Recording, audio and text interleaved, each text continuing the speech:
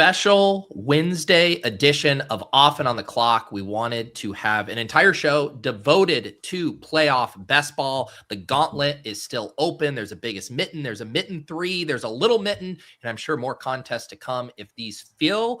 We are going to break it down on the show today. What we've been doing in drafts, our favorite angles, things we want to do before contest lock on Saturday, and how we are handling all of the new metas in 2026. I'm Pete with John and Nez. Let's do it.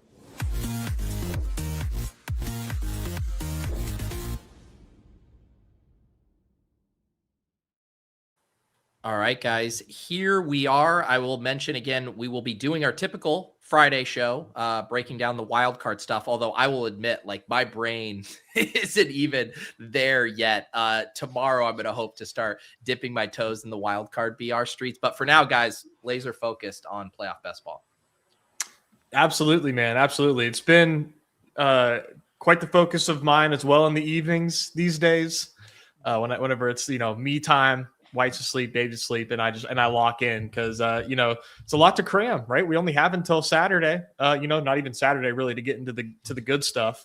So you really got to lock in. And it's been a lot of fun, man. I've really enjoyed this season of drafting playoff best ball. It's always fun every year. It's such like a fun exercise to do and tell yourself how this team can win and whatnot. But I think this is like a very fun year, especially compared to other years.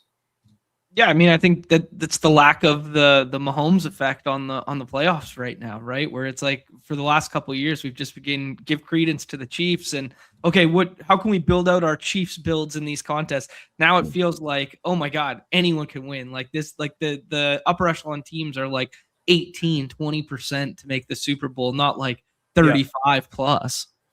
That's what I remember. Like it was always counting Skalansky's in these playoff best ball where you're like, I'm going to draft this team that's a mega dog to get to the Super Bowl, but I can draft the entire team and I know I'm getting it in good because if it breaks this way. And this year it's like every single team outside of the Panthers can make it to the Super Bowl. If I bought other shows, I say Panthers and Steelers, but to the panel. But yeah, I mean, it's so fun the amount of backstacks you can do and basically go into any draft and just have whoever you want. Yeah, for sure. I'll definitely push back a little bit on the Steelers, but that's fine. That's I'm not gonna get too homerish today. There's more angles and things to discuss, which, like you guys already mentioned, the Mahomes effect not being there is such a big deal, and really just there are favorites, of course, but no like overwhelming favorite right now, which I really think makes these drafts really, really interesting. And one of the, I think, speaking of favorites, one of the things that's really interesting is after everything got settled in, Seattle, I mean, because we weren't sure if Seattle was going to have a bye or not, but Seattle is like the cheapest they've ever been now. And they're like favorites to make the Super Bowl. And just to kind of, I guess, get the conversation started. The one thing that's changed for me is like, if you are drafting right now, I think one of the best things that you can do is get some of the Super Bowl favorites in Seattle because they're cheaper than they've been all like this entire window. I guess when you guys are doing Seahawks or Broncos, obviously I feel like you want 3 if you're playing them. Are you ever doing more than 3 with the question being, can you advance a team 1 out of 6 with 4+ zeros in your lineup? Yeah, I think you hit the nail on the head there, Pete. The 1 out of 6, like it's way easier to do in the low dollar formats. That's the 2 out of 6, or the super high dollar contest, the 500. That's 2 out of 6, right? Like the 1 out of 6 makes it really hard to be like, can I push 4 bye week pieces through?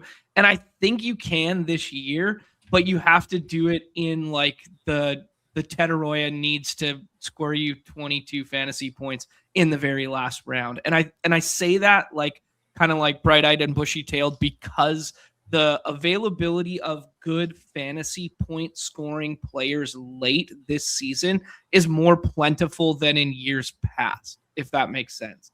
So like it's not the conventional 5x5 style build with the bye week teams that you could try and push through. It's more like the 3 or 4 as like the core bye week, and then the one-offs are of like late are like Chargers, Panthers, but they're good quality fantasy assets. Yeah, you really don't even have to dumpster dive, really, because I mean, when you draft Seahawks in this example, you're doing JSN 1, and then you just draft good players from there. Ken Walker is going to be yours in like the 5th round. Charbs is going to be yours if you want to, like, because I think doubling up on the Seattle running backs is the way to play them in the Super Bowl, because they're going to outscore Kupp, they're going to outscore Shaheed, probably Barner, but Barner's a really fun free piece as well. And make those part of those builds, and you get those late. And in the meantime, like, you're just making sure that you get there. My favorite way to do it, though, is to not do it with Sam Darnold and get the AFC team correct. I was just going to ask, if you're doubling up on the running backs and going JSN, you're stopping at 3 and then no Darnold?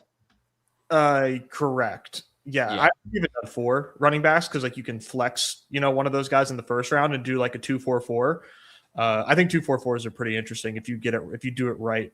I just mean the max 3 Seahawks for you if you're going that route. Yeah, I've done 4, but max 3 I think is way more comfy.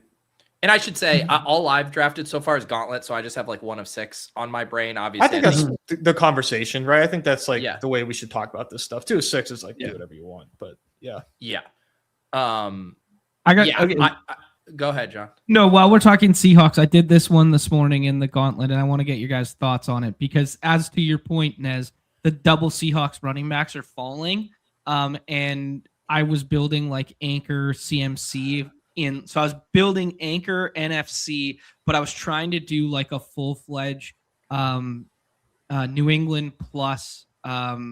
I'm so dumb right now. No, the New England plus 49ers team, and then the Seahawks running backs are available to me as the late like option when I get sniped on New England. So I build out 6 from the NFC and then kind of like 4 dustier from the AFC, but run no Sam Darnold.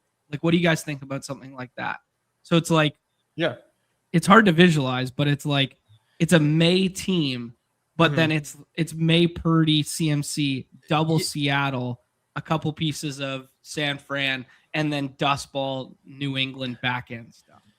Yeah, I guess the only reason is because it's most likely if the Niners win that they're probably going to Seattle. So then you'd be down to just the New England stuff.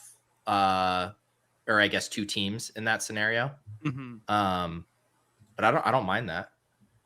Yeah. It's you really have a lot of options to draft Seattle. Like I would highly recommend that, maybe if somebody's like stuck or, just hasn't done a Seattle team yet, like to try it. Cause like you can do it in really like smart ways. I think.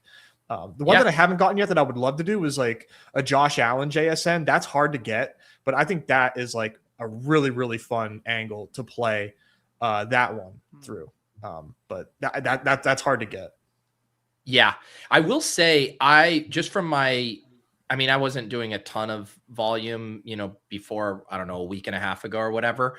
But I do feel like whether it's because people are getting bored or there's new drafters or there's portfolio management going on, I am getting way more unique combos at the top of the board than I was earlier. Like I've gotten like the JSN Allen, or you get like, maybe that they're not huge ones, but like a Barkley Allen, or just stuff you're like, oh, I did 15 of these drafts in a row and never had that available. So that has been fun to like get pushed into some different areas. Yeah, for sure. What are you guys, how are you guys handling portfolio management in this? Are you guys tracking your like Super Bowl combos and stuff, just general exposures? Are you just saying I'm going to draft the best possible team each time and not really thinking about that? That I feel like is a really big wrinkle if you're doing more than say 50 drafts or something.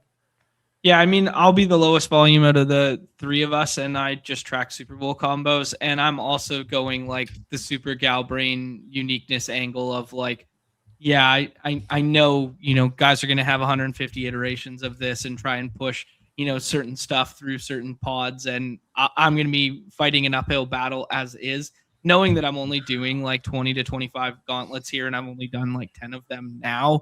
I'm the guy who's going to show up with like 4-man Panthers and 4-man Steelers and 4-man. Like that's just I'm going binary outcome. All right, I'll Yeah. bite.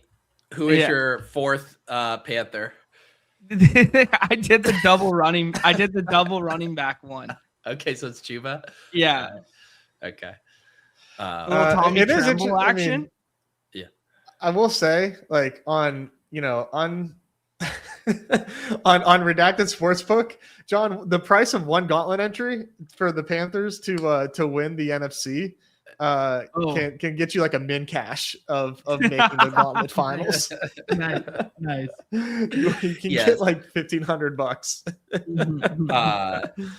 Yeah, and that's the cruelest thing about this game, right? Not to poo on John's gal branding, but it's like you could be right, and like the Panthers win 2 games, and like the way Podlock or like your other pieces or whatever could let it down, and you're like, I was the only person who had this.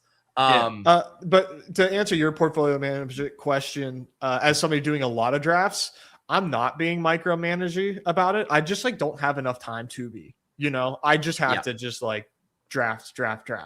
And in my head, I'm like telling myself, hey, I know I don't have a lot of Broncos teams. Like, let me like force some Broncos stuff. And I don't have a lot of, this team. Let me force that. So like in my head, I know, but like otherwise I kind of know. I'm more so playing like, how do I have just the most awesome team when I'm in the Super Bowl? If I make it to the Super Bowl, how is my team going to be first? And, like you can't really be too choosy about what those matchups look like if you're drafting like that, which, hey, $500,000 up top, I think that's the way we should be playing. But like, so at that, with that in mind, I'm just trying to draft the best team every time I enter a gauntlet. Yeah, I guess that's an interesting question. Like, if you're drafting with the tools and that sort of thing, it's going to make the decision for you at isolated times to be like, hey, is this like a min cash team or is this a jam it in for like winning the overall prize equity? But like with the payout structure shifting this year, with how wide open the dynamic of everything is, like just in terms of team landscape right now, is that leading you to be like way more onslaughty this year? Yeah. For sure. I think so, right? Like, I think that's like the consensus of the field right now, right? I think one of my favorite things to do is like 4 AFC, 4 NFC, a one-off and a one-off. So that way I have 3 live Super Bowls. My best case scenario is I have 8 in the Super Bowl, and then I have 2 other like 5 running teams there, and like I'm going super onslaughty. I'm not getting too deep down the depth chart though. I will say, like I still want to, I'm trying to be realistic. Sure. Yeah, I like the quarterback, running back, 2 pass catcher thing, and you can just tell yourself the story of like the team does well, they score 25 plus points. The running back hits your lineup, one of the pass catchers spikes, and the quarterback has a good game, and like that stack does its part of the job. And you could do that with like, we could rattle off 7, 8 teams that have like fairly concentrated offenses where you can get all of that. Even teams like the Packers or the Texans and stuff where it's like, I don't really know between like Schultz and Higgins or whoever. And this goes back to the portfolio thing. Like I'm just kind of cycling through different combos of that. Just like, oh, I did this one last time, so I'll mix it up here. But I think those kind of onslaughts play well in that they're really cheap and they accomplish what you want to do if that team advances to the second round. Right. Yeah. What are you guys' thoughts on duping yourself, just knowing that the pod variance is such a huge thing about getting teams through? It's inevitable.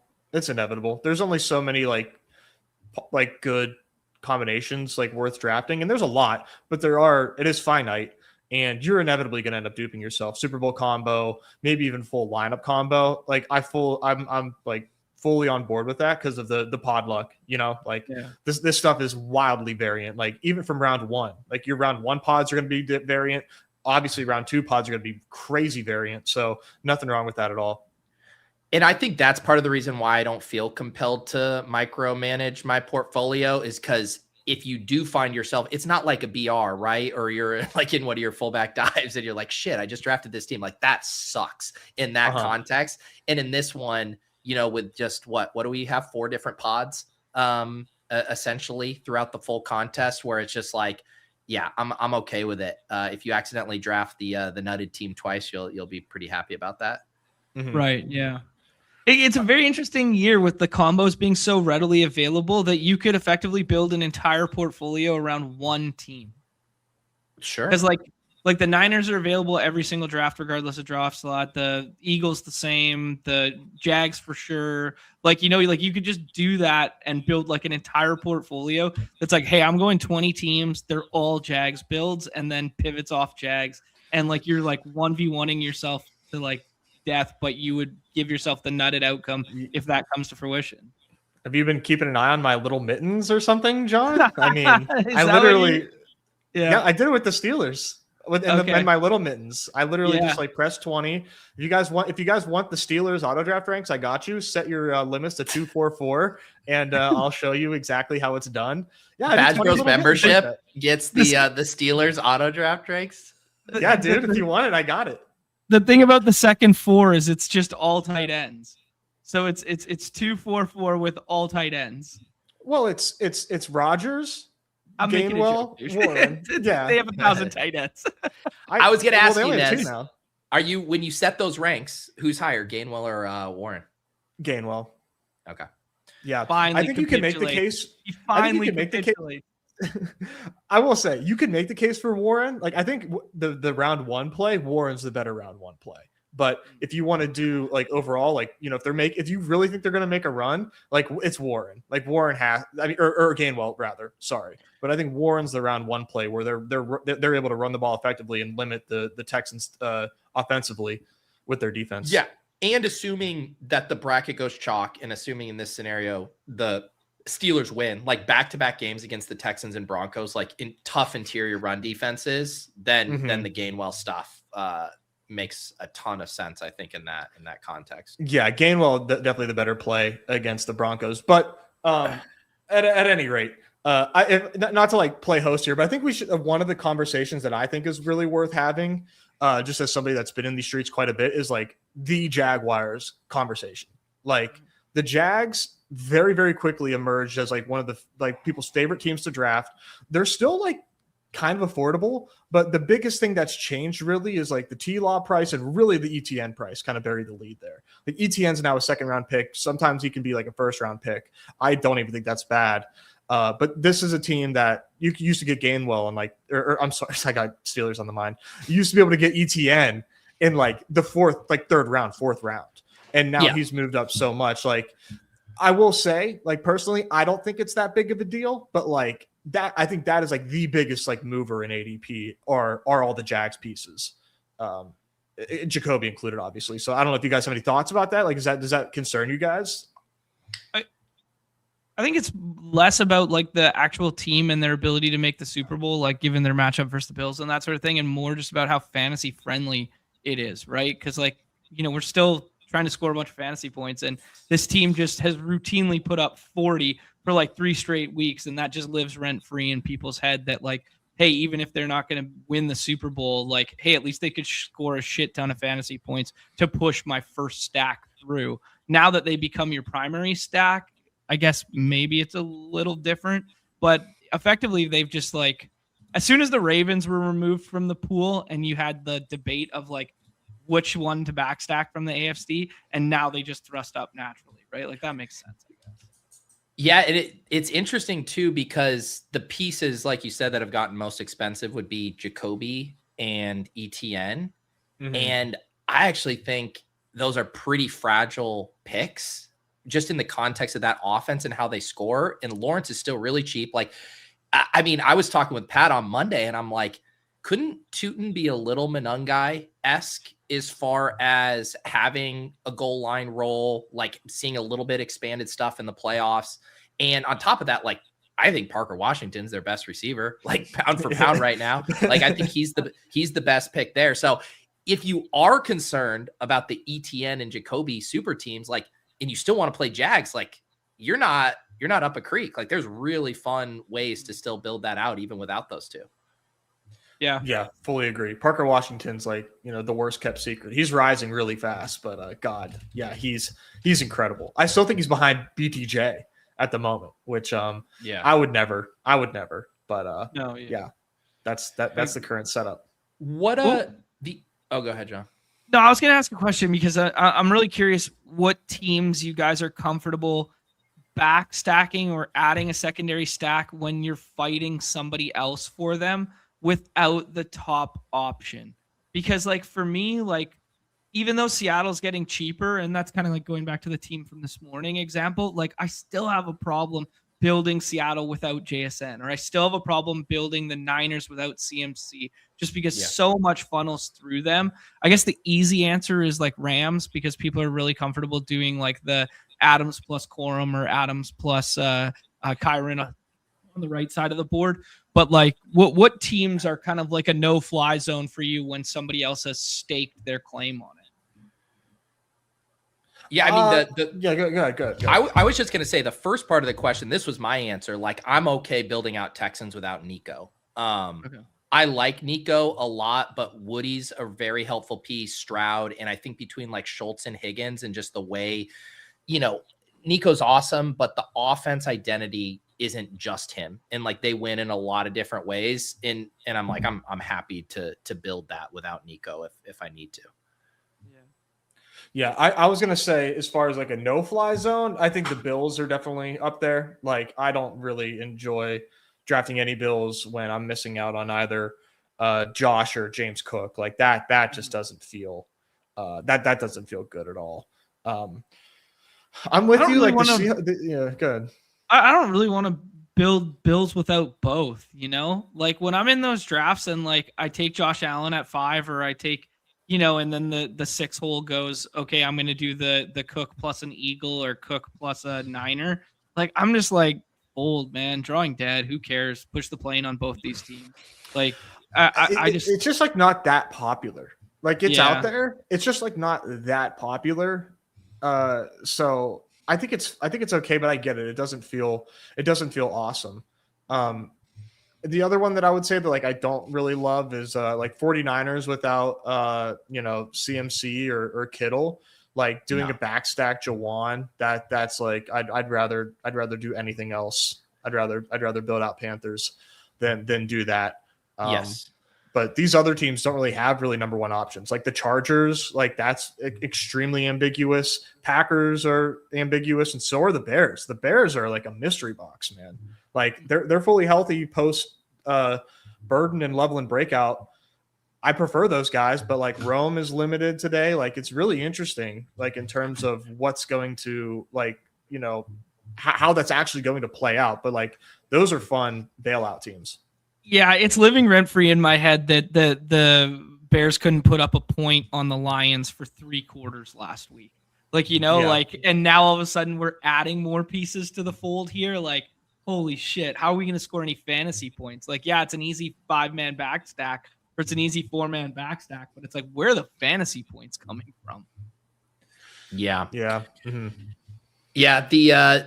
I end up with a ton of Bears and Packers in my stuff, because I do think those backstacks make a ton of sense. Like it's so easy to start it with Swift or Jacobs. You need those advanced points, and then I have my preferences. Like with the Bears stuff, I think the Packers stuff is kind of obvious how you play it, I guess, as far as Watson being the clear top guy. And then I guess you can be a Dobbs or a Reed guy, depending on where on the slapsis you exist there. But yeah, that one feels really good, because if the Bears win, like even getting that home game again in round 2, like you see how the Pats are priced with that kind of home game and being faves. So it's like you're just baking in a little more uncertainty relative to the spread of Bears Packers or Bears Patriots. And yet the prices are so much cheaper. And those backstacks, like getting Burden, you're getting Burden where like Booty goes. Like I feel a lot better about Burden than Booty in that. So yeah, like if you're willing to just take on a little coin flippy, round 1 risk, I do like that a lot. I mean, to your point, Pete, second highest total on the slate too, and Packers are road favorites. Like you want to talk about how ETN's price has risen. It's basically flipped with like the Josh Jacobs stuff, because anybody who was using the old Sidekick there knows that like the Jacobs Packers stuff was getting jammed early and often at a way higher price point. That's kind of like the inverse of Jags right now, that you're getting at a way more affordable price point than people earlier in the contest. Let's talk about the Sidekick's effect on the drafting landscape this year, because I think it's really pronounced, even more so than I would have expected. I feel like, just having drafted a bunch of teams using the Sidekick myself, you could pretty quickly start to identify who in your rooms is also using it. And I mean, I don't know if I'm like being hyperbolic, but it sometimes feels like, 2-3 other drafters in my rooms, the Gauntlet rooms, are using it. And it's led me to start thinking a lot about, if this many well-built, well-constructed, highly projecting teams are being put in the contest, how do I exploit that? How do I still build smart teams, not just, going completely off the wall to be different, but how do I figure out what the Sidekick is funneling people to over and over and build teams that might be a little unique? So have you guys been having this leveling conversation with yourselves? Yeah, definitely to an extent, because like the old adage was always like, hey, this is such a edge driven contest where it's like there's so many dead teams right off the jump. And now we're kind of like removing a portion of said dead teams, right? So yeah, I mean, it's very difficult to combat, because it's crazy just the effect of like, hey, like a machine and a tool like this, especially put out by like incredibly smart people. But like we've been having the same conversations as the Sidekick is presenting on streams about playoff best ball for like the last 3 years, right? It's just now we have like a more concrete form of assistant, and it's like, oh, now people trust it more, or like, oh yeah, it was 3 talking idiots before. Now it's actually a tool, and now they're like actually utilizing it and trusting it. Yeah, I mean, I don't have the right answer to this question, but I undoubtedly noticed the effect. Yeah, just to like talk about the effect for a second, man. Like from like my vantage point, right? I think that I'm good at this stuff. I've had success. People forget I won the mitten returns again, not to brag. But again.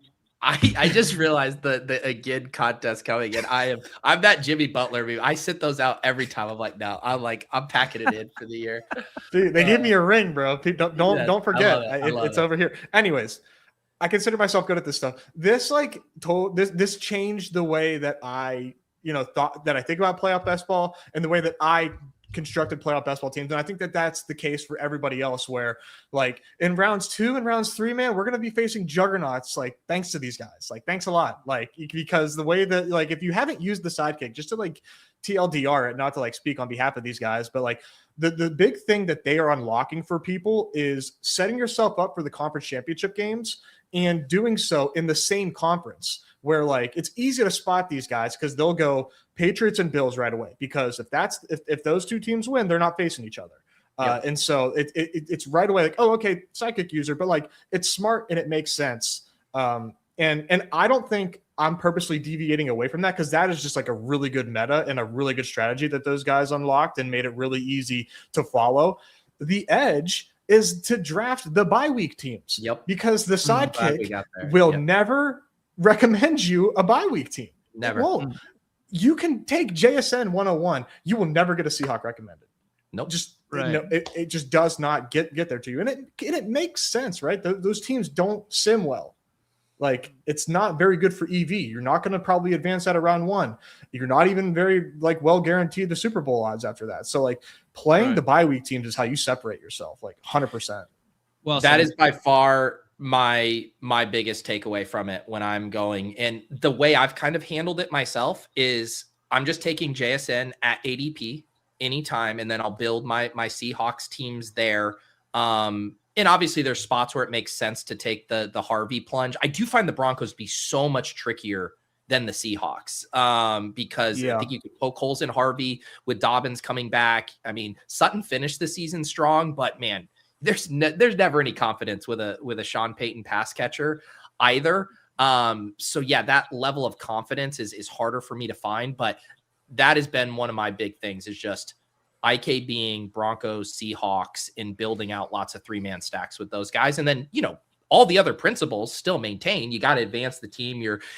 I'm tacking on Diggs to this stuff as like a one-off sometimes to just be like, advance this piece. So then you can enjoy that. But yeah, that's the big one for me too.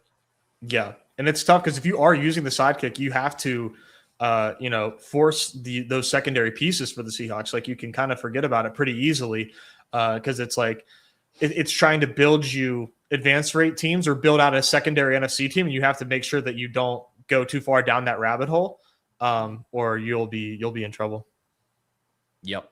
Yeah, and there's like, if you do, because I think anyone who's using the Sidekick as a tool and not as a robot, you get to kind of navigate these spots. The kind of the dynamic I'm talking about exploiting are the people who are just going to click the top recommendation every single time, which I think there are a lot of people doing that. And there are other, I don't want to say blind spots, because again, the math is the math, but there are pockets of players and teams that it's just like, this is hilarious because of the Drake May Pat me, but like, there's like no Chargers, like basically ever suggested. Occasionally Omarion Hampton has like an advance rate piece, but like you have to go looking for Lad. You have to go looking for QJ and stuff. So that's another one too.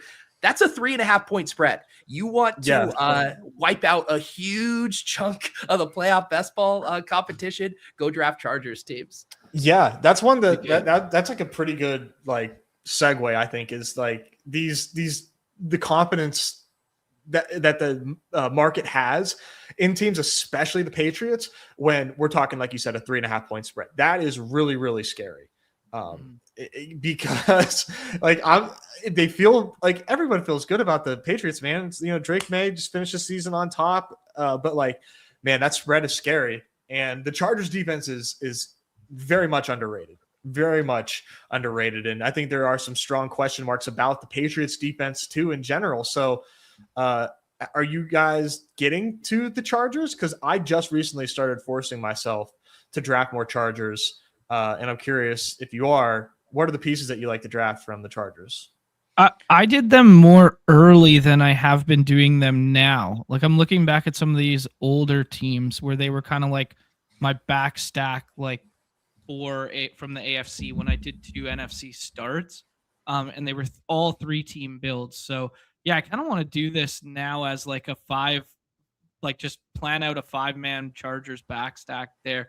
I think QJ would kind of be my favorite of like ceiling plus, like upside, like that sort of thing. The Hampton matchup, like we talked about it all season long, like Sean Tucker, the only dude to go for over 60 against the Pats on the ground. Like the Omarion Hampton matchup's like pretty tough, but like if you're building, you definitely want one of the running backs, and he's the one to take. But QJ is the one that stands out.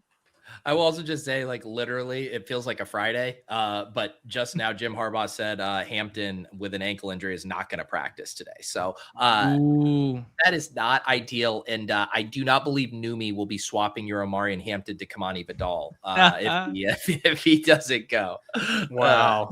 That's a nice little pivot combo too. If you guys want to have it too, we could do a little Friday exercise of like, who are the draftable undraftables right now? The true scrolls for the sickos here after.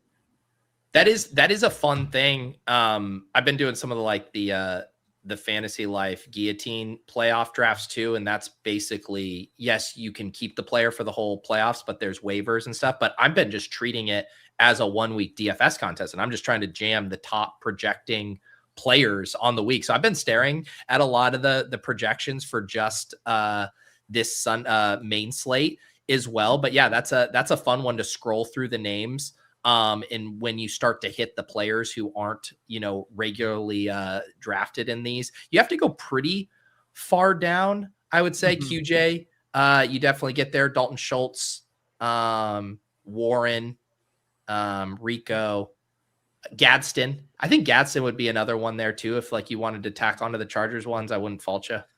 Yeah, I love the Gadsden pick. You guys believing the Dobbins smoke? I haven't heard anything new, just other than like that quote whenever he first went on IR that like there's a chance that he can return. Yeah, there was an update yesterday that suggested the same. Yeah. Let's see what they said. I mean, it's tough because he's a bye week player, and then he's a split backfield guy, and we're looking for 10 carries. So it's like, it's truly gal brain, but it would basically just be, there is a benefit. You think about the opportunity cost of taking Harvey or just any bye week player, but at Harvey's cost, versus if you did want to do, God damn this fucking camera. If you did want to do the backdoor Broncos stack. I mean, this is the team to do it with, right? Like you take Bo Nix cheap, and then you grab Dobbins and then pick your Troy Franklin or Pat Bryant.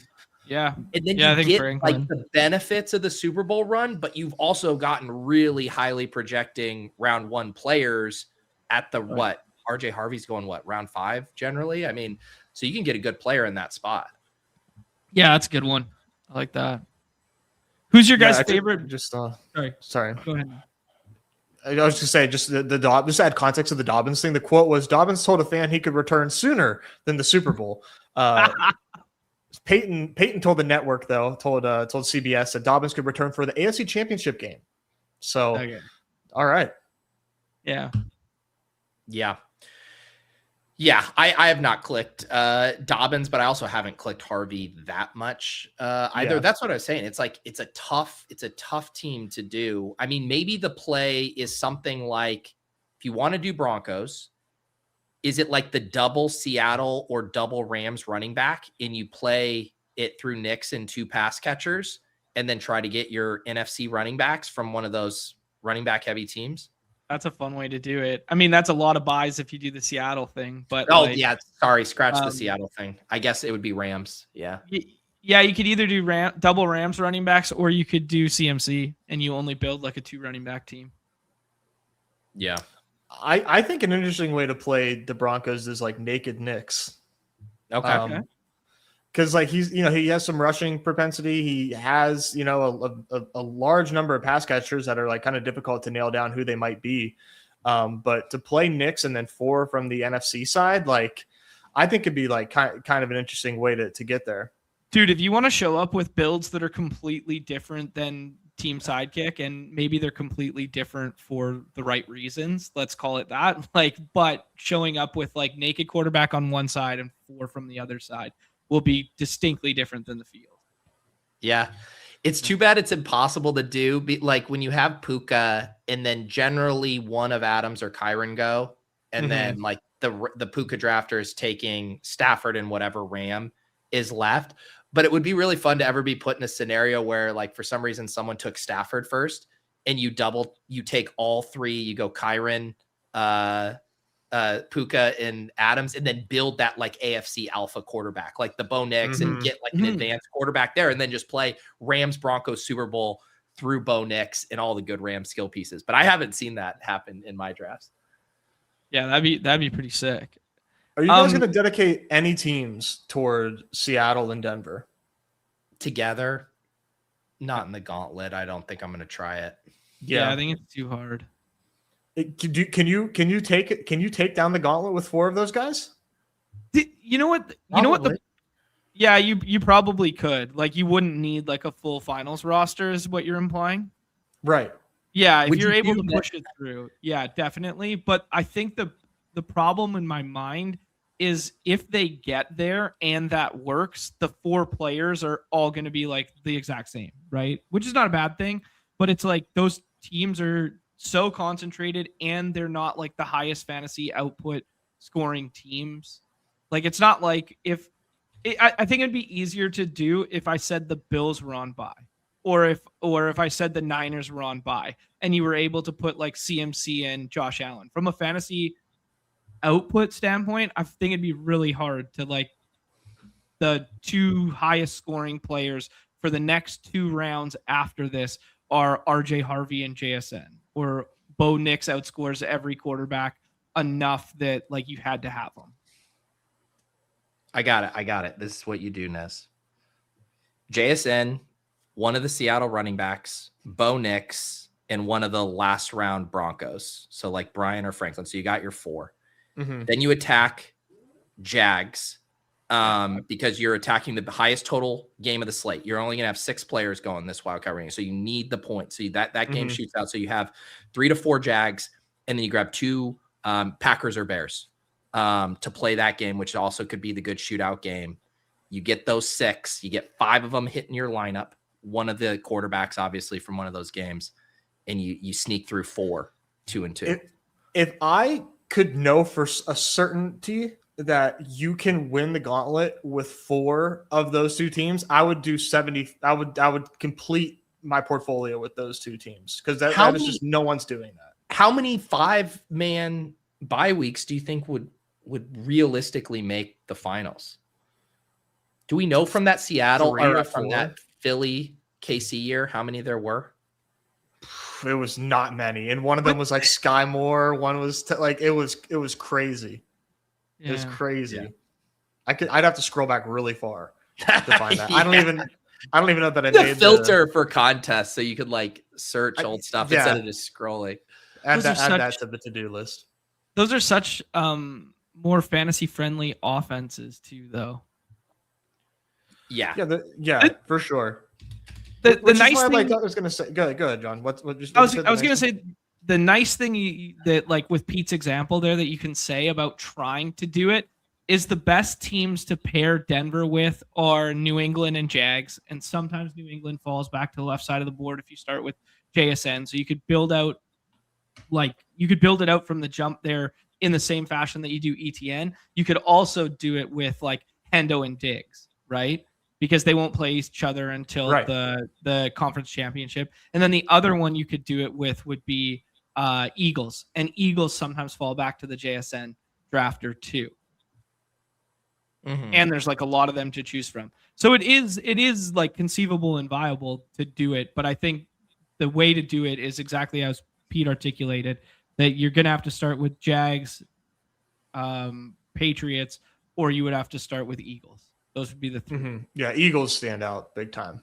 Yeah. And the thing that's hard about the Eagles is that all of their players go early, and you are going to have to use like your 4th or 5th pick on Ken Walker, and there's going to be another Eagles drafter fighting you for it. That's why like some of the other one, like if you get squatters rights like on Jags early, which you should if you just grab ETN, and then you can own the middle part with Packers or Bears. I'm just thinking like how it actually lines up.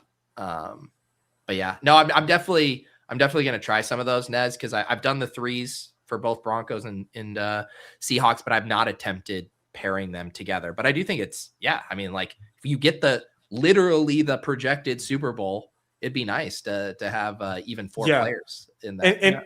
And just so like I see Keith's comment in there, like for the 1 seeds, don't early drafters have the corner on that market? Like we said this off the top, like they don't. Because the Seattle teams are cheaper now than they've been when the contest first opened. Like nobody thought that there was no rise on these. The scenario that you would have been worried about was like teams like the Lions making it in, where it's like everybody had like super cheap, Gibbs, Amon-Ra. That would have been when you would have been scared, but they're cheap. Mm-hmm. Yeah, they're getting cheaper. Let me push back on one more in the comments there too. Matt's saying that Philly and KC were not like fantasy friendly leading up to the Super Bowl. Philly scored 55 points in the NFC Championship game last year. Like I would also say Seattle and Denver aren't that fantasy friendly. Right. Yeah. Like Philadelphia went 22, 28, and 55. Kansas City went 23 and 32. Like those are enough raw points to like push you through. Yeah. Like the Chiefs weren't good, but both Denver and Seattle are trying to win, like squeezing the air out of the ball with their defense, right? Yeah. 100%. They want a little bit of sideways rain in Seattle, and they want a little bit of snow in Denver to get to the Super Bowl. Let's be real. Yeah. So those are what is on your guys's to-do list as far as drafting. I'm trying to max the Gauntlet is like been my main directive, but I don't know if I have much beyond that. I know I got work to do in the Gauntlet, but I'm going to try my ass off to get a max on that, because like $500,000 to first is crazy, and I still think that the winner is still out there. One of my biggest fades right now is the Bills, and I think that that's like not good. I really fear that 1, Liam is inevitable, and 2, that like it's such a wide open year, and I'm not drafting Josh Allen, the guy that like we were drafting all the years prior, and I love his round 1 matchup too. Like the Jags are a good defense, but they are a bit of a pass funnel, and I just think you get superhero Josh Allen, man, and I don't think I don't think it's a great matchup for James Cook. So like, I just kind of woke up this morning. I was like, I need more Bills. because they're a really strong fade for me. Yeah. Yep. Okay. I got to push back one more time here because Chip's saying that wasn't the double buy. That wasn't the double buy year, and he's right. It was only one buy last year.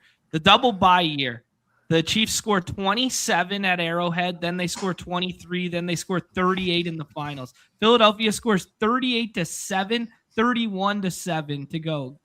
I'm done with you guys. Also, wasn't Chip earlier this year saying that you could literally never draft an Eagle for any game Lane Johnson wasn't playing? I'm pretty sure that was a Chipism at one point. That's a good one. Well, it isn't Lade still in doubt. He just practiced. Okay, he probably all right. You're good, Chip. You can get your laundry back out here. He's off the hook. All right. Permission to do one fun on brand game here. Yes. Can we just do like rapid fire? Each team bring up the ADP right now. Who's the last possible draftable bridge too far? Scroll the F down player. I love that this is a game just for you to show off about how willing you are willing to go down. This is for me to become like sensitized to actual price point and where's too far, because I drafted Austin Hooper this morning and I was my God, bro, why not? Let me see if I can get you a promo code for the Sidekick, man. Dude, I made a joke on Twitter saying you were going to tout Elijah Arroyo and you somehow came up with something that was more fantastical than the joke. Oh my God! Sean Booty and Austin Hooper. Who's showing and let's up? And let's not forget you have Ricky Pearsall too, who's like not playing this week. 3 zeros on that, just in that 2 seconds you showed us your phone. Dude, I told you this was just an exercise for you to flex that you drafted Austin Hooper. I mean, I'm going to be sitting here saying like Jalen Warren and John's like, okay. Fucking Christian Gonzalez. All right, let me drive the bus here. Let me drive the bus for a second here. Let's start from the top, AFC, and work down. Okay, Denver. Who's the furthest guy you would take, like realistically? Pat Bryant. Okay. By ADP, Dobbins. Oops, where am I? Yeah, probably Ingram. But by ADP, I think Dobbins might just be a straight 0. Yeah, I think Ingram's probably. Mims at least has like a little bit of big play upside, but he's really fallen out of favor. Yeah, I think Pat Bryant's probably the right answer. My thought too is like, again, we kind of have this conversation in the context of BRs of like, I do think it's really worthwhile, and we'll obviously get to it when you talk about like the Rams tight ends or the Bears wide receivers, where like a couple of them are getting drafted in every one and the others aren't. Like that's a really nice leverage point. Like Pat Bryant's barely ever getting drafted. So do you have to gal brain off of the best piece that's already not getting drafted that much, you know? Right. Yeah, good point. Mm-hmm. Chip's saying he's taken Mims. Okay. All right, Patriots. You guys, you need to find God if you have drafted Jaleel. That is arguably worse than Austin Hooper to me. At least Austin Hooper's playing on Sunday. I mean, Joel, you guys have lost the plot. Last week, Sean Payton came out and was like, I want to see more from Jaleel McLaughlin. Like, I want this to showcase. And they didn't even fucking use him. So, like, what are they going to do in the playoffs? Oh, my God. Find a charity, guys. Find a charity. Seriously. Okay. All right, Patriots. All right. I mean, we know your answer. I've taken Pop Douglas. Kyle Williams. Yeah. If Kyle Williams, like at least he's got the big playability, but if Kyle Williams shows up at like 65% or like, it's probably way too high. I don't know. Anyways, who cares? But if he shows this up is the game. So the first person like kicks off the bidding and says Kyle Williams. And then if any of us can top it, you say the name. Otherwise, we move on if it's crickets. All right. Okay, cool. I like it. What's the name? What's their team? Jags are up next. Okay. Nez, open the bidding up. Strange. Tootin.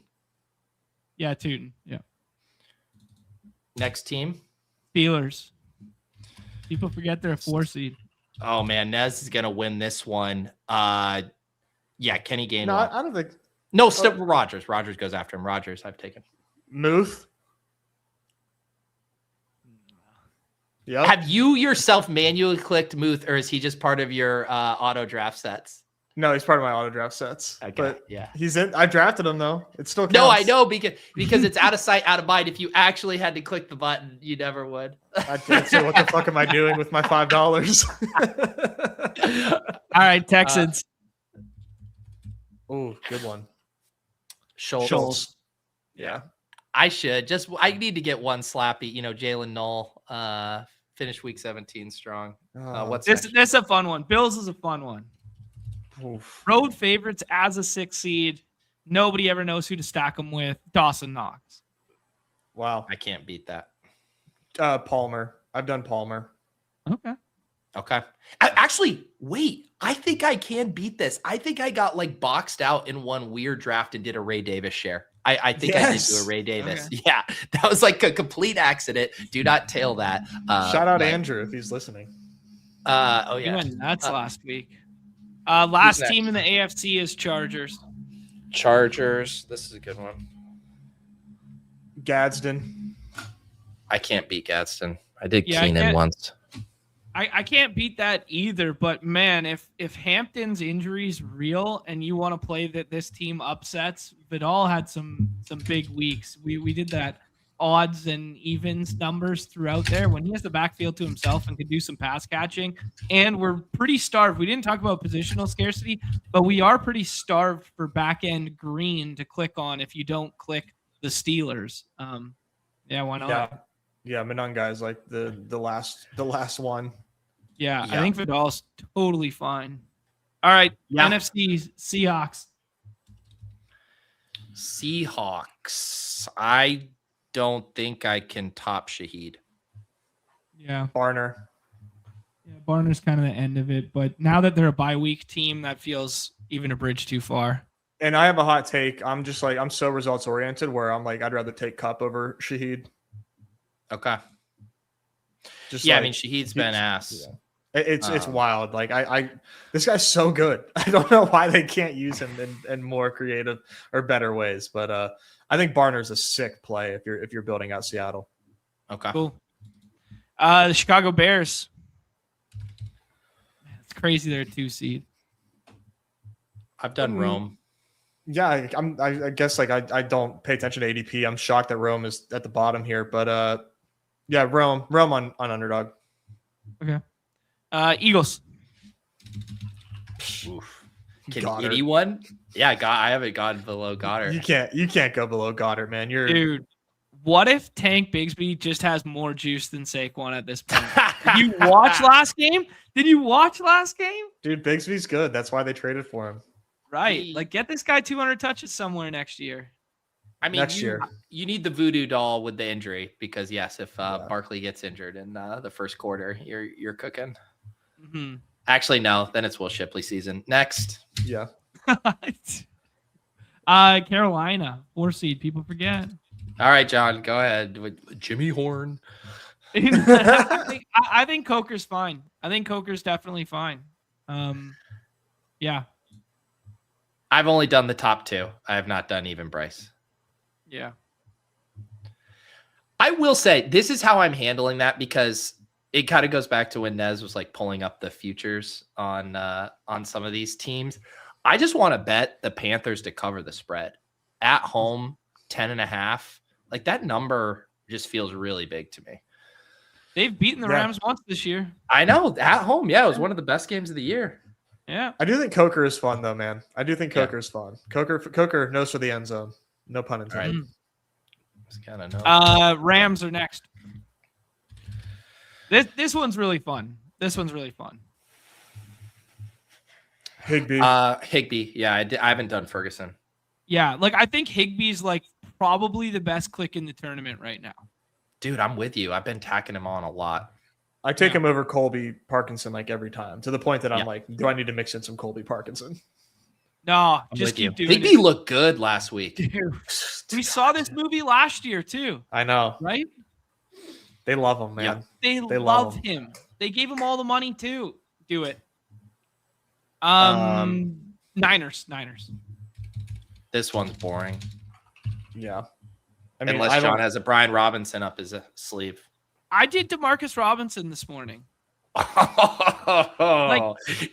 me it was on the Austin Hooper team. It should have been. That one has Pearsall. John's like, I'm going to be the low.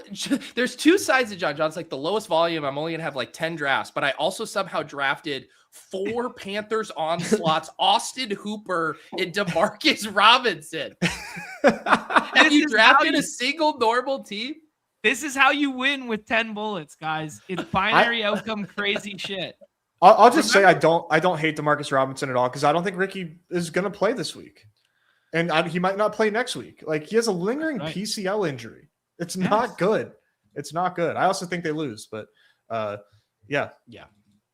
They're bigger dogs than I was anticipating. Like, they're 4.5. Like, that's like one of the worst dogs. If Trent Williams gets ruled out, man, it's over. Yeah. Good point, dude. Next team, John. Sorry, I lost my list for a half second. I think it's last team. Who was last team? Well, we haven't done Bears and Packers. Yeah, Bears. Or Packers. Dobbs. Yeah, Dobbs. I've seen Emmanuel Wilson go, but not to my teams. Yeah, I get it. I mean, Jacob's been banged up for a minute now, and he catches passes, but yeah, I think. Man, I don't know. Wicks is like the Mims thesis on a worse team, I guess. Yeah, he's been banged up, which has been the issue with the concussion. Yeah. And then Bears. We did Bears already, but we did. Yeah, we did. We kind of stopped at Rome there. That was it. Okay. All right. Good stuff. Should we do some drafts here? Got about 30 more minutes. Yeah.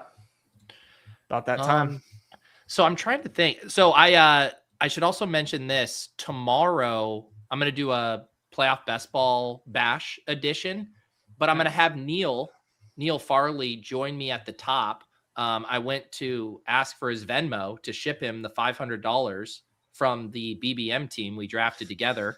And he's like, do you want to just draft some playoff best ball teams with it instead? So I was thinking we'd do a couple biggest mittens, me and Neil, tomorrow, but it's at how full they could probably put out another one, man. I mean, this came out yesterday. That came out yesterday. So maybe I'll be in their ear if this one fills, so we can do that one tomorrow. But let's see, you just want to do a gauntlet here? Yeah, you're down. I'd be in for biggest mitten, and I'd be in for that $100. I missed the $100. I was gonna do my single bullet, and I missed that one. So be down for another like 3 max 100 or something like that. Yeah, I was doing a lot of those with, like, you know, the post best ball money and some hoops money. Those high dollar ones. The biggest mitten is really interesting. It's 2 of 6 all the way to the finals, then an 8-seat final. To get to the finals, it's 4.5K, 1.5K to max. And if you advance, you get 1.5K. So just advancing one of those teams, well, you get 2 of those entries back, I guess. Sure, yeah. But I think it's pretty interesting. Oh, I guess you get all your money back. Yeah. Yeah, you get all your money back. It is like the higher dollar playoff best ball compared to, you know what, doing a QB sneak or a DeBomb. It definitely feels different because it's just so much of a volume game of what you're doing. I feel like a total square, but I really do play for advancing there. I try to get to the conference championship. I mean, I think you have to, the way that does JSN fall further in those nests? Yes. I don't think I took them at all. Oh, you actually don't get any money. I apologize. I read this wrong. You don't get any money for advancing in the biggest mitten. You have to advance out of the second round. Yeah, Uh-oh. because it's 2 out of 6. Do you guys want to build the Seahawks build that we were kind of talking about? Yeah. Should we Yeah. try this Broncos Seahawks thing? Okay. Could be fun. Yeah. Well, we'll see what comes to us, but if it works naturally. I do. Yeah, so Yeah. oh, no, go ahead. I don't like doing Harvey with this stuff. Like I definitely want to do like one of these Seattle running backs, and preferably Charbs because he's cheaper and I think probably a better pick in a vacuum anyways. I think the 3 having it like Charbs, Nix, and then either Franklin or Bryant super late. And then everyone we're drafting from like rounds 2 through 6 is all those guys are all playing this weekend. No Sutton. I'm okay with Sutton too if we get it there. Okay. Who's the best ADP pick on the board right now? Devontae ADP Adams. Devontae Adams. Yeah. ADP doesn't really like matter, but like, who's the best pick? I like Parker Washington. Yeah, that's a good one. I was gonna say Ramondre, but I might just be. Ramondre's a really good one. Yeah, I love Devontae right now. I think a pick that looks bad, but I actually think is like sneaky good, specifically for round 1. And if you get to the Super Bowl, is Blake Corum. Looked bad, and then they became 10-point favorites against the Panthers. And I'm like, oh yeah, this is like literally what Blake Corum was doing leading up to the playoffs, was just absolutely icing bad teams. And it was super encouraging that everybody thought he wasn't going to play last week, and then he comes out and just does his normal role and looks like pretty explosive. Yeah. Josh Not Jacobs, a bad bailout. Josh Jacobs is a good answer too. Yeah. So this is where I like the ETN. I'm fine with the Hendo thing too if you want to go the Patriots angle.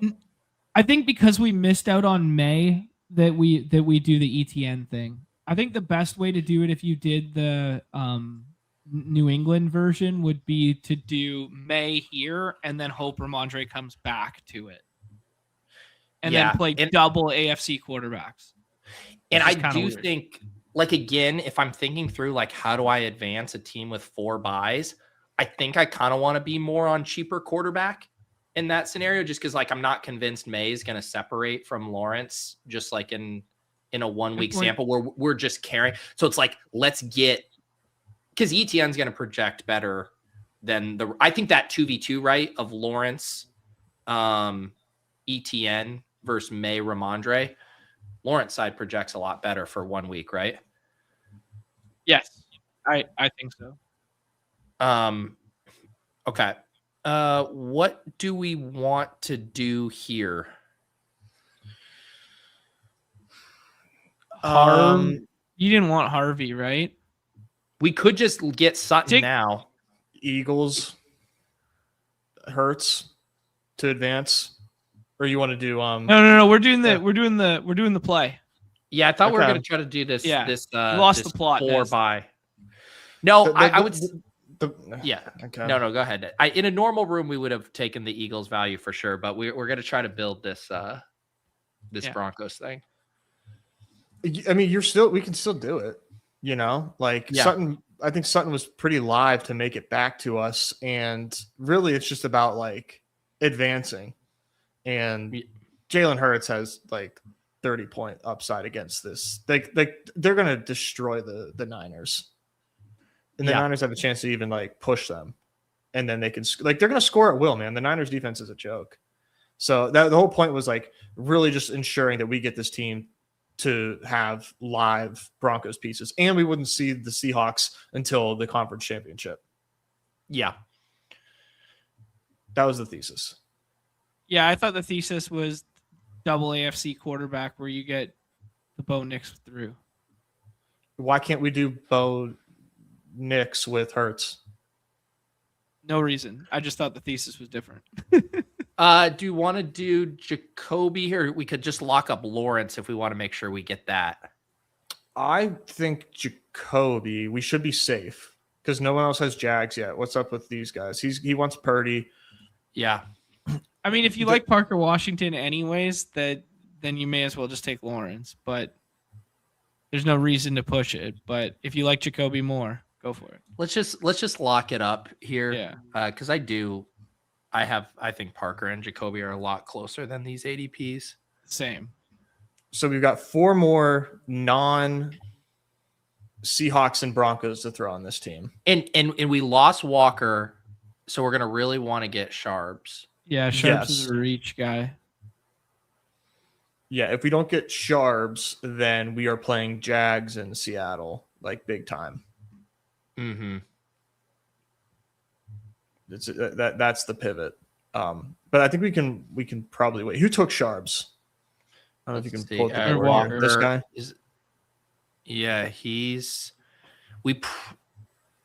I think we're gonna have 2 picks. What is it, Robbo here? Yeah, I don't really know what they're doing. Yeah, I'm fine to just reach on Sharps here. I am too, because the whole thesis gets the whole thesis is this. Yeah. Okay. And if he's trying to do the double Seattle running back thing, then we're boned. Yeah. He might be. Yeah. Okay. Yeah, we'll be fine. We don't. We don't. This is. We got Parker Washington. Do not try this at home. This is a sandbox. Yeah. For idea generation. This was a really fun idea to try. And this is where I was thinking, depending on how it goes, he just goes there. Yeah, like I think if we didn't have to reach for Sharps, like the way I in my head would play this is one of Jacobs or Swift there, and then setting up that as getting access to that game. I guess we got to think. Let's get Jacoby now because he comes all the way back, which is fine. See, I think we're doing that because like the ADP or whatever, but with Washington still on the board, I'd take Bo Nix. And we're doing that because we have Trevor Lawrence and Travis Etienne. And we have a Super Bowl if we take Jacoby. We have a Super Bowl out if we take Jacoby. Yeah. You're thinking too much like a best ball team. We're trying to do the thought experiment of pushing the Bo Nix plus 2 pass catchers with 2 Seattle pieces through. We're trying to get 4, are we not? I don't care where. I just thought it's more realistic to have like 3 and 3 than to ask one team to produce enough scores to advance it on its own back, right? Okay. Like we have 6. So at this point, I think we're probably done with. We don't have to be done with Jags. I think we could do the other one, but I think we need to pick another team where we feel really good about 2 scores for this weekend. And I like the Packers for that. Like you could do Watson and Reed here. That dude just took Knicks from us. Yeah, that is disgusting. All right, this entire experiment. Get ready to learn Sam Darnold, buddy. Well, yeah, let's just flip it to Darnold. Yeah. So we'll do the same thing. We'll just do Darnold. And then do you want to call it there? And then that's our Seattle-Denver build? I think so, because we said we didn't want to do more than 4. No. Yeah. Yeah. All right. Let's call it. I mean, yeah, we're going to call that there. So in round 1 right now, we have Lawrence, Etienne, and Jacoby. So we need to jam project. This is definitely like, this could be a Tet and Enrico type of team. Definitely. Yeah. Definitely. Or yeah, I guess you don't want to go Steelers because we're so AFC heavy. If you go Steelers, they play Sutton. Like Steelers, like, yeah. Only if the top 4 teams advance. I think we start dipping into. I think we could rip in three Panthers on this build. All right, good with it. Rico, Coker, and Tat, and start with Tat. Yeah, let's start with Tat, and then let's just see. Yeah, you could also like do the like 3 Bears still, but it's that's just what I'm saying, man. A little thin. Yeah. Like, who's left from Chicago? We could do a one-off Chicago, or we could do Manungai's already gone. This draft has been brutal. Yeah. You could also just jam the last two pieces of the Jags and be done with it. But that wasn't the case. Yeah, and I'm just trying to beat Lawrence, ETN, Jacoby, Tetaroy. We need one more score, and all of those are needing to hit. This team's so fucking dead. No, you guys are insane, man. Like, how do you figure? We stacked the highest scoring team total in round one. Well, we're fucked, bro. No way are we getting past this. Like, yeah, you guys gotta live a little. The one thing you're like, who are you scared of? Are you scared of CMC? Because I promise you, CMC's not doing shit against the Eagles, man. Ooh. The Niners are so toast. They're so toast. Yeah. All right. Let's just get Rico, and then let's figure out the highest projecting piece that makes decent amount of sense. Okay. Bears are bad to pair with Carolina. Yeah. Yeah. I do think you could just draft Metcalf, even knowing that they would potentially go to Denver. I don't even think we have the ability to be picky. No. And you can, I mean, this is already just a clusterfuck of a story being told. In this reality, you could just say the Chargers are winning and heading to Denver. And I guess then it goes to Jacksonville anyway, so it doesn't work either way. But yeah. But it needs to advance. I think we need one of these guys, Metcalf. Yeah, so we have our flex. Yeah. We don't want another running back. Metcalf is the highest projecting player on the board for sure. You could also you could do the QJ YOLO thing too. Yeah, QJ YOLO's fine, but then they play each other next round for sure. Yeah. At least Metcalf gives you one extra round of an out. Mm-hmm. If not Metcalf all the projects better than Steph Diggs this week. Yeah. Yeah, I mean, I was looking at, on the slate, Metcalf and Tet, I was looking at our our fantasy life projections, and Metcalf and Tet project for the 5th and 6th most targets of any wide receivers playing this weekend. I do think this is how you build these teams, though, right? Like, obviously, the one thing where it went wrong was us having to pull up Sharps early to make sure we could tell this story. Otherwise, you take Jacobs or Swift there, and then I think this comes together in a little bit more logical way. But short of that, you do have to pile into Panthers and Steelers to advance a team. Right. And you have their number one options with a bullet, mind you, like for free also, which makes it like really appealing. Yeah. And you get the benefit of like a Carolina upset is so good for a Seattle Super Bowl. It makes it's one of the biggest threats out of the NFC for the Seahawks. Yeah, and people in their mind, because they think of Carolina as like the last team in and whatever, like Carolina's a 4 seed, like there's a good chance they don't play Seattle at all, like let alone until an NFC championship. One other build I would love to do if you guys want to, we don't have to force it since we saw what happens when you force it, but something with like a Patriots fade Chargers build would be fun to build. Let's do it. Okay. You know what that sets us up for is another Seattle team. I'm down. Because you get those Chargers pieces, like your last 5 rounds or 4 rounds, however you want to do it, you can make Chargers. Yeah, who do you guys think the best team to pair with Chargers is? Seattle? You think it's 100%? I think Seattle's a really fun option. If not Seattle, you just go down the odds, right? Like Rams, super, super fun team to get with them. Let me just see here. Eagles, like you could do 5 and 5 there. Yeah, Eagles from the right side of the board here. If Saquon's there for us, feels the best. Yeah, that is a really clean 5 and 5 too. It's just like 5 Eagles, 5 Chargers kind of thing. Yeah. Man, the Hampton Q tag though legitimately stinks. Because that sucks. it's a little easier to run on the Pats than it is to throw on them too. And you just would have thought like if they go in and steal that game, you know, I'm having visions of Ray Rice going into New England as big dogs there, that wild card round, first play of the game, ripping off like a 50-yard touchdown, and everyone's looking around like, uh-oh, are they getting knocked off here? Yeah. At least they play Sunday night, so there's, you know, maximum amount of rest other than Monday, you know, other than being a Monday night game, but they're not a Saturday game, which is nice. Yeah, good point. Good rule of thumb from Trev in there. Like I have my little cheat sheet here on like teams that pair well and teams that don't pair well and can't meet.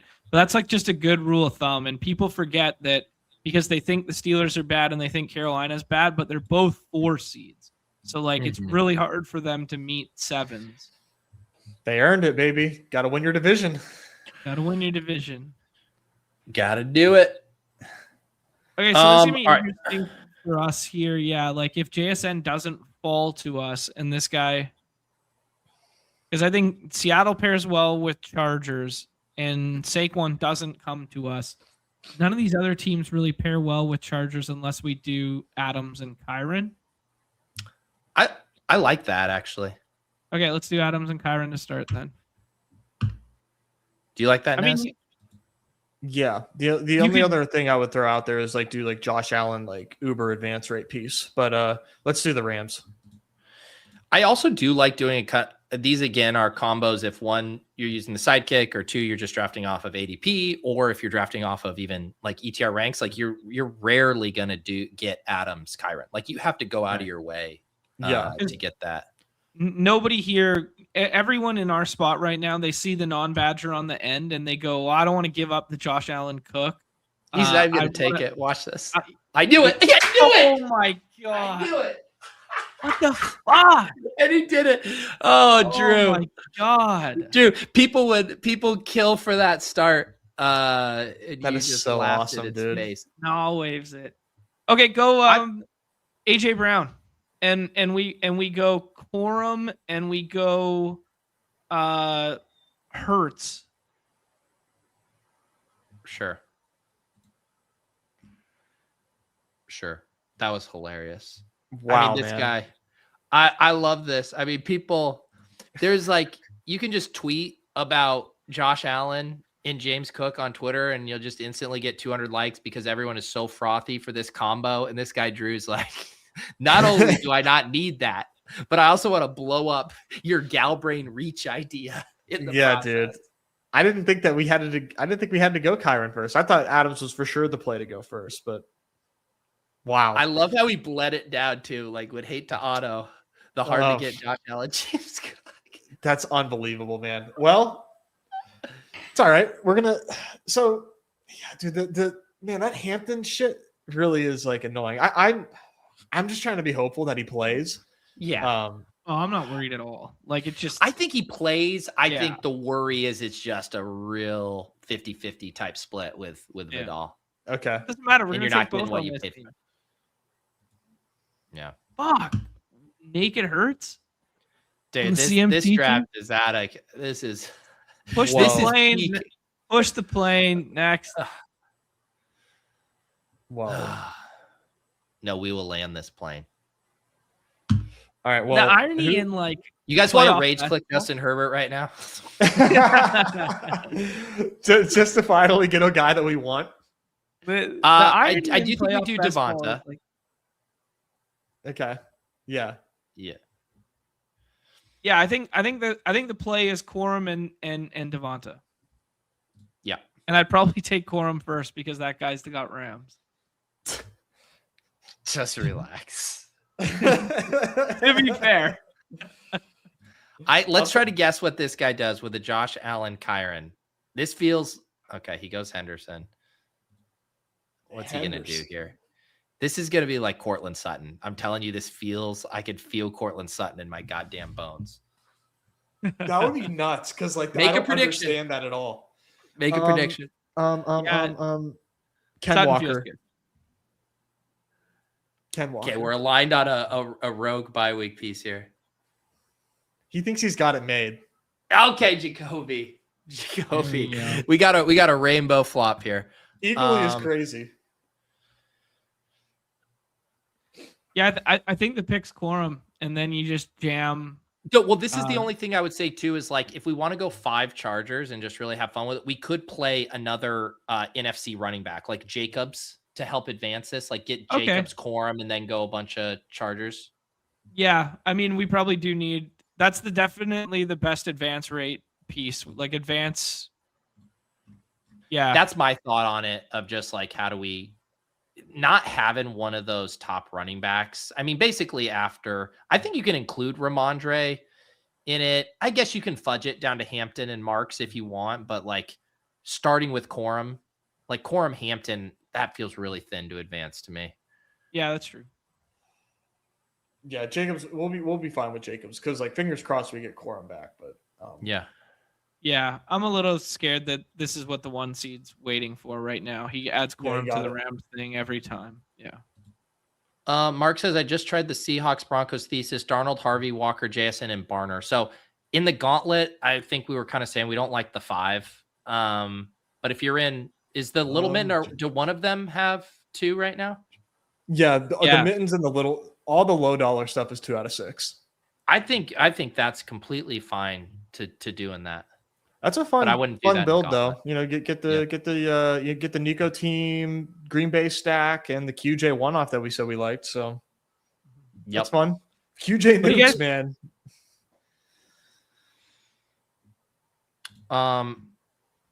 Did you could replace Corum with Walker too, and then you play a different Super Bowl there. Like it's so NFC heavy, but you go Walker and then you go Hampton and then we jam Chargers and it's a 1 quarterback team.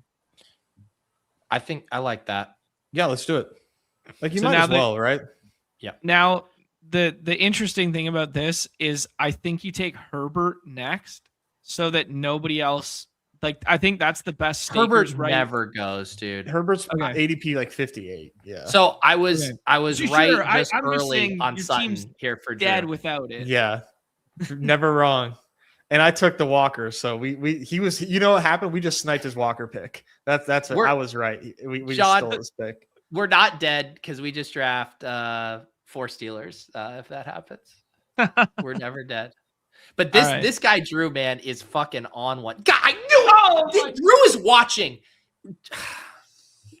Drew's just clicking buttons out here, bro. Whoa. Let's save this. Do we want to do something? Chargers, Packers? Chargers, Packers. Steelers, jam 4 Steelers. Okay, well, we still have 4 picks after this. So let's do Watson. Let's do Love and 3 Steelers. Okay. Sure. Yeah. That would be dude. Okay. Okay. Listen up. You don't think here, picture this. NFL script writers, they get a call. Dude, it's Rodgers. Guys, this is my last ride. So, make it count. He does this before the Ravens game. Ravens game goes off the rails. They make sure that he's in. You don't think they want to set him up for him versus Green Bay for his final, his final game into the sunset? Yeah. Come on. There's a really good reel that someone put in our group chat the other day of like the script writers, and they were talking about the Sunday night game. I got to send it to you, Nez. And he's like, and it's just like a one guy going back and forth.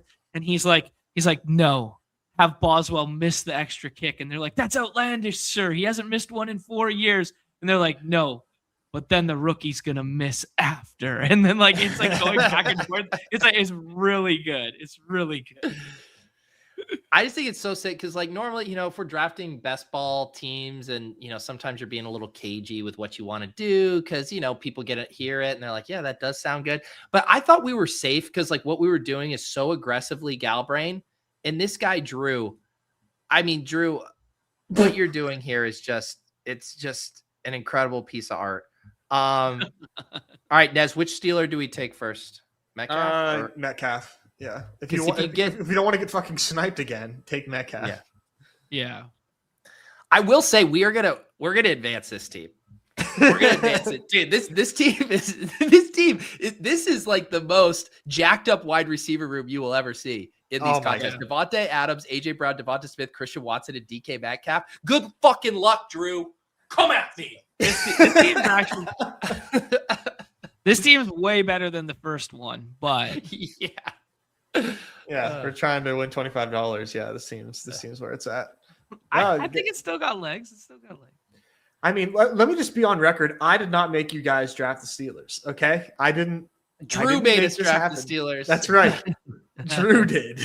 It was Drew. I'm more than happy to.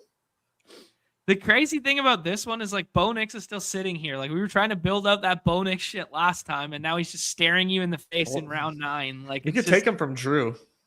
Yeah, this is so why funny. We how talk about this break. Which Steeler running back? Rodgers. Well, should we get Rodgers first? Rodgers, because we just can't trust Drew. Drew, if you're watching, take a Steelers running back. If you're watching, you already torched this entry. Yeah, take both. I dare you, Drew. Not both. I don't even care. I'm ready to go down with Drew right now. Yeah. Okay. Sure. Gotta get Colby Parkinson. Gotta get your. Gotta get him. Oh, man. Does he have a Super Bowl team? No. All right. Absolutely. He's working on it. No. Got a super fun team. That's he's like, Nix, baby. You say are we a Gainwell household? He did the Chargers.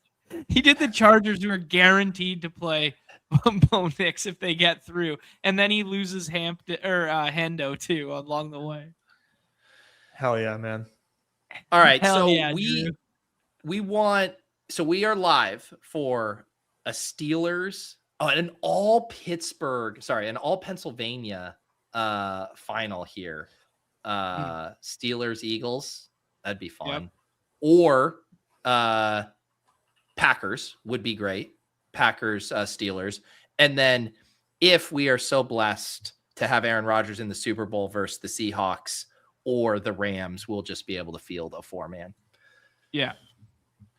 I mean, this was a good exercise in the brain power pivots that it takes all three of us to put our heads together to beat Drew without the sidekick, basically. The pivots within the pivots within the pivots. Like, oh man. Thank you, Drew, for taking us on that journey. I have a very random way to end. I actually already prepped these guys on it, but I'm going to the Celtics game tonight. Mm-hmm. And so, Nez, I already tailed whatever this was from you earlier. 500x. I put $1 on it. Let's relax. I gave you the Johnny Pickham's treatment. I put $1 on it and move on with my life. Make sure you tip your dealer, bud. I will tip if I ever hit a Pickham again, but it's starting to look unlikely. All right, yeah. So I'm going to Celtics Nuggets game. So I'll be honest too. I already hit up Zakarian. He gave me one, but I need a Badge Bros one as well for tonight. All right, so we got Jamal Murray probable, which is great. But the man are the Nuggets in rough shape. I mean, what's the spread on this game? Even I'll look right now, but I'm absolutely concerned. Okay, but we got to play hires, right? I mean, you're trying to have some fun, right? You're going to the game. You want to play some hires, right? Yeah. Well, I'm fine to. I'm not emotionally invested in it. It's only 9.5. Yeah, I'm seeing 9 on the unabated line for the Celtics there. 231 total here. I mean, the Nuggets shocked the world the other night against the Sixers, and they did it with all the backups and stuff. I mean, I would like Peyton Watson stuff, but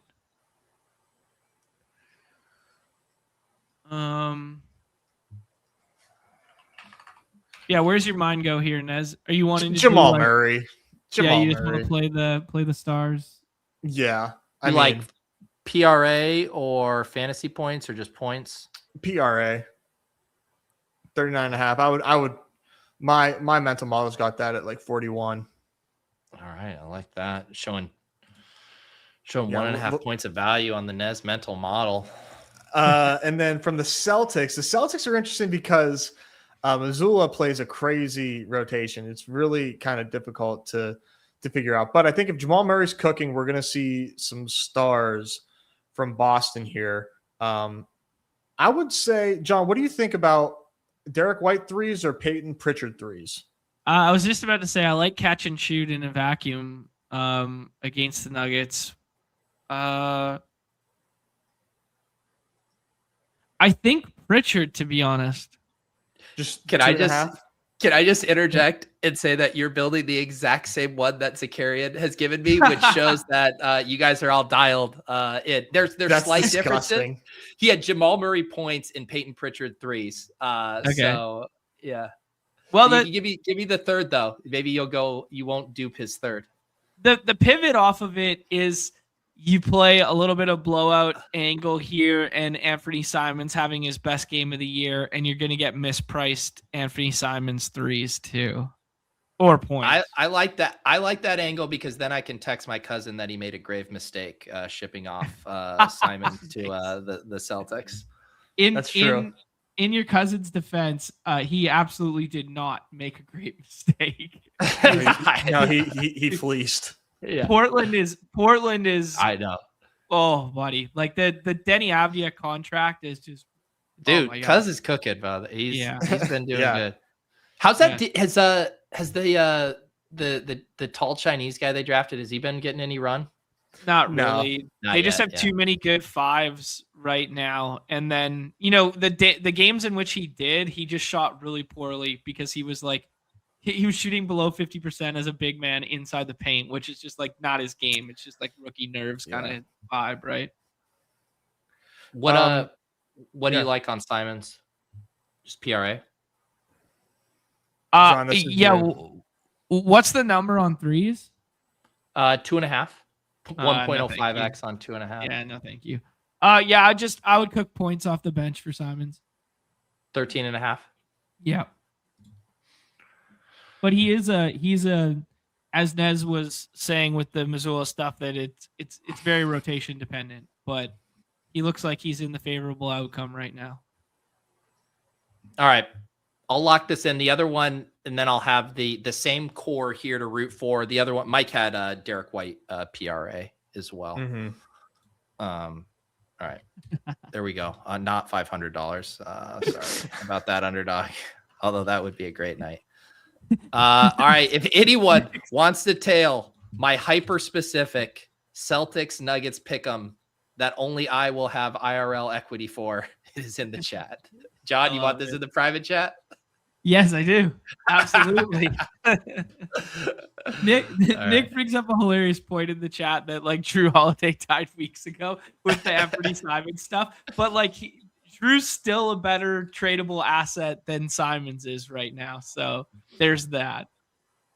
All right. Any non-NBA final words? Like we said, we'll be back on Friday to talk BRs. But anything else on the playoff best ball front here? No, just I got like 60 more left. It's gonna be really hard to max, but I would love to. I'll see you in those gauntlets and anything else that comes out in the in the meantime. Yeah. Tomorrow, we're probably gonna run members only tomorrow. We got gifted 75 at the start of Monday there, so we gotta make good on that. So we'll do. I think we'll do members only short NBA slate tomorrow, and then I don't know. We'll kind of feel the chat out here because originally we were gonna do a baseball, but maybe that can wait until like Monday or Tuesday if we want to jam some more of these playoff contests together, Nez. So yeah. Beautiful. Thanks everybody for hanging out. If you are not a best ball sicko and made it to 133 and you are looking for more of a primer, I'll shout out. I did a 45-minute video with Hayden that posted this morning, more kind of like high level strategy stuff if you're just trying to get your bearings on how the contest works. And also, if you want to see someone draft Chargers successfully, I believe on 2 of the drafts Hayden and I did, we backstack Chargers. So you can go see how that actually looks over there on the Underdog channel. There's also Best Ball Breakfast from Monday with Pat and Leone. if you want to see some more of that. And if you guys are in the FFPC playoff streets, we're going to continue rolling on with our coverage on ship chasing tonight. I will obviously not be there, but Jacob, Davis, Gretch, Pat are going to go through his ownership projections for that contest. So that sounds like the Slappy Optimal's coming our way too. Come on, Slappy Optimal. I literally, John, registered a team for them so they could build one on screen at the end of the show, and I named it Slappy Optimal already. So yeah. Yeah. You got to get Jarquez Hunter in there for sure. Just before we close out, I know we said it multiple times, but yes, Purple Yosh, they're still off it on the clock on Friday there. Yep. I will. The one tweak is it'll be like an hour earlier. I'm going to do Bully the Sims with Utica and Ship My Money at 1, but we're just going to go for an hour or so, and then I'll pop right over with John and Nez at 2. So it'll be an hour earlier than the normal off and on the clock, but typical show there on Friday afternoon. All right, guys, happy drafting. We will catch you around. See you Friday.